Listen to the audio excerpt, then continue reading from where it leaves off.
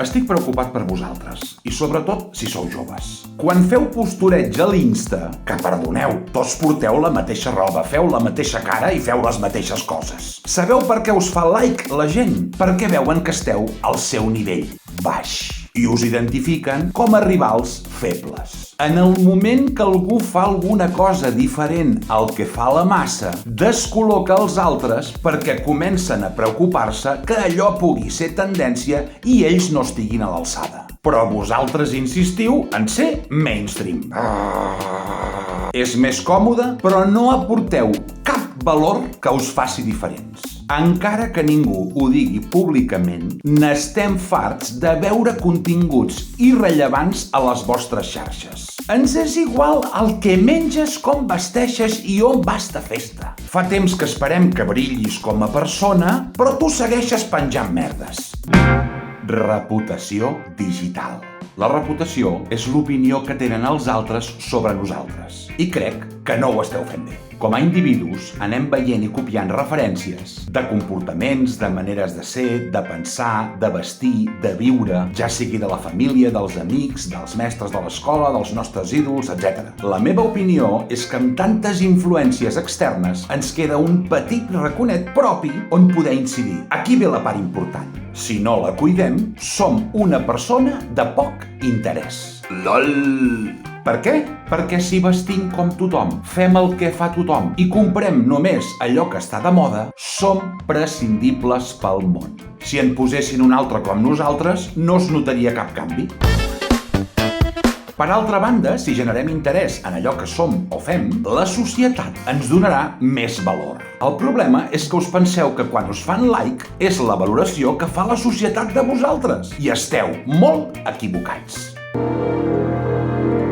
Al llarg de la història, la reputació s'havia creat a partir de la paraula i dels fets. No hi havia internet. La majoria dels pares no van forjar la seva reputació dins del món digital. S'hi han trobat ja de grans. En canvi, els que sou més joves ja heu tingut aquesta possibilitat, vulgueu o no.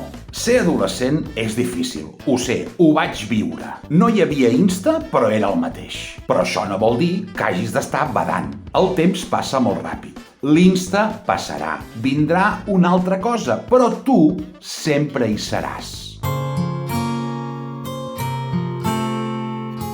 Aprofita per crear una persona que tothom admiri, amb Insta o sense. Llegeix, aprèn, dialoga, sigues curiosa, admira l'art, la cultura, escolta a la gent més sàvia que tu, pregunta, que això és el que et farà una persona única, no el postureig. TikTok és l'exemple més clar que volen que siguis un objecte, no una persona interessant. Si balles, no penses ni toques la pera. A mi m'agrada ballar també. Està molt bé, però si només fas això, ets com un animal del circ.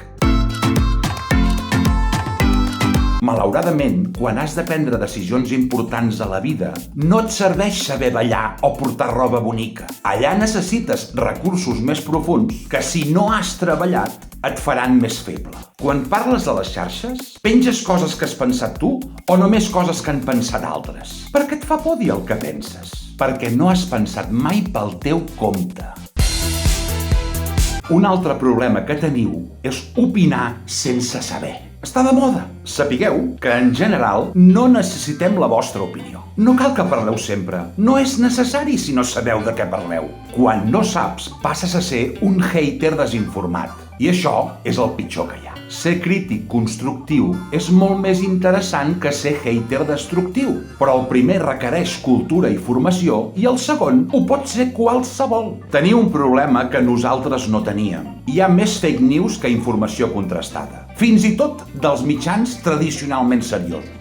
Això és un greu problema i ens obliga a anar investigant més tot allò que rebem. Qualsevol pot publicar el que vulgui, tot i que sigui mentida. Si et pares un moment a investigar 4 fonts fiables per contrastar aquella informació, pots detectar que allò és un fake. Però si ets un hooligan i no mires res, t'ho creus i a sobre ho defenses. Jo al·lucino quan us veig opinar sobre coses que no en teniu ni idea. Jo no m'atreveixo. També tinc opinió de tot, però me la guardo per deixar espai als experts. La pandèmia n'ha estat un gran exemple. començar una frase dient «Jo no sóc epidemiòleg, però penso que...» Calla la boca! La majoria de notícies, vídeos, sèries, pel·lícules tenen un interès al darrere, ideològic o comercial. Hi ha molt poques coses que tinguin una intenció honesta. Aneu amb compte. Un consell, centreu-vos en vosaltres. No en el vostre cos. El vostre cos